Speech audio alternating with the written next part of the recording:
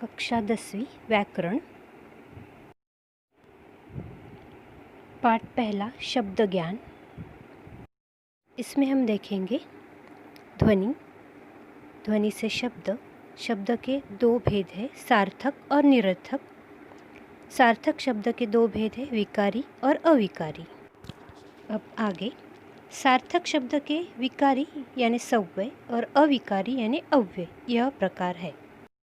इसी प्रकार विकारी यानी सव्यय के चार भेद हैं, संज्ञा, सर्वनाम, विशेषण और क्रिया। इसके बाद अविकारी यानी अव्यय के चार भेद हैं, क्रिया विशेषण अव्यय, संबंध सूचक अव्यय, समुच्चय बोधक अव्यय और विस्मयादि बोधक अव्यय। देखेंगे ध्वनि। अक्षरों के उच्चारण से निकलने वाले स्वरों को ध्वनि कहते हैं। जिसका उदाहरण है, जैसे हम कहते हैं राजू, समय, कप, उन आदि। अब हम देखेंगे शब्द।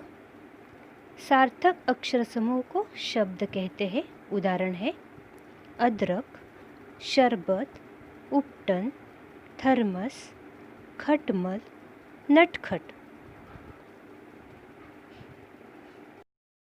अब हम देखेंगे शब्दों के दो भेद हैं, सार्थक और दूसरा है निरर्थक। सार्थक जिन अक्षर समूह से सही अर्थ प्राप्त होता है वो है सार्थक। उदाहरण रात्रि, समय, आराम आदि। दूसरा है निरर्थक, जिन अक्षर समूह से कोई अर्थ प्राप्त नहीं होता। इसके उदाहरण है तनक, सहत, नत आदि। देखेंगे सार्थक शब्दों के दो भेद हैं, एक है विकारी यानी सव्यय और दूसरा है अविकारी यानी अव्यय। देखेंगे विकारी यानी सव्यय जिस शब्द से लिंग, वचन, पुरुष आदि के अनुसार परिवर्तन होता है उसे विकारी शब्द या सव्यय कहते हैं। इसका उदाहरण है लड़का, लड़की, लड़कियाँ।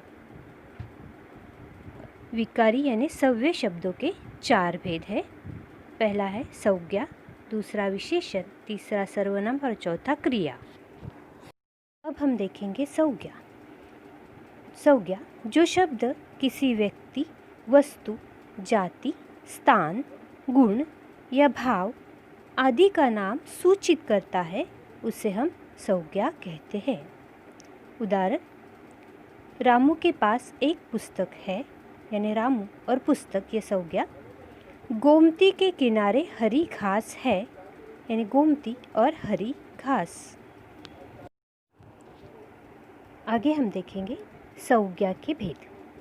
संज्ञा के 5 भेद हैं, व्यक्तिवाचक संज्ञा, जातिवाचक संज्ञा, भाववाचक संज्ञा, द्रव्यवाचक संज्ञा और है समूहवाचक संज्ञा।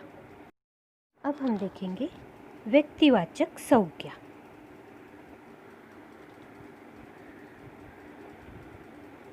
जिस संज्ञा से किसी विशेष व्यक्ति, प्राणी, वस्तु, स्थान आदि के नाम का बोध होता है उसे हम व्यक्तिवाचक संज्ञा कहते हैं। नीचे उनके चित्र दिए हुए हैं उदाहरण के तौर पर। अब आगे जातिवाचक संज्ञा। जिस संज्ञा से अपने पूरे वर्ग या जाति का बोध होता है उसे जातिवाचक संज्ञा कहते हैं। नीचे दिए गए चित्र से आपको ये पता चल जाएगा कि जातिवाचक संज्ञा क्या है। चित्रों को देखकर आपको पता ही चला होगा, यह है भाववाचक संज्ञा। भाववाचक संज्ञा जिस संज्ञा से किसी वस्तु या व्यक्ति के गुण, दोष, भाव या दशा का बोध होता है उसे हम भाववाचक संज्ञा कहते हैं। ये कुछ चित्र आपको उदाहरण के तौर पर यहाँ दिए गए हैं, इन्हें ध्यान से देखें। द्रव्यवाचक संज्ञा। द्रव्य तो आपको पता ही होगा। अब है द्रव्यवाचक संज्ञा। जिस संज्ञा से अनाज, तरल पदार्थ, धातु, वस्तु आदि का बोध होता है उसे हम द्रव्यवाचक संज्ञा कहते हैं। ये उदाहरण के तौर पर ये चित्र आपको सामने दिए गए हैं, जिससे आपको पता चलेगा कि द्रव्यवाचक संज्ञा में क्या आता है। आगे है समूहवाचक संज्ञा। कुछ चित्र आपको दिए गए उदाहरण के तौर पर। समूहवाचक संज्ञा जिस संज्ञा से एक ही जाति के प्राणियों या वस्तुओं के समूह का बोध होता है, उसे हम समूहवाचक संज्ञा कहते हैं। देखो, ये प्राणी वस्तुएं सभी समूह में रखी गई है, जिससे आपको पता चलेगा कि समूहवाचक संज्ञा क्या होती है।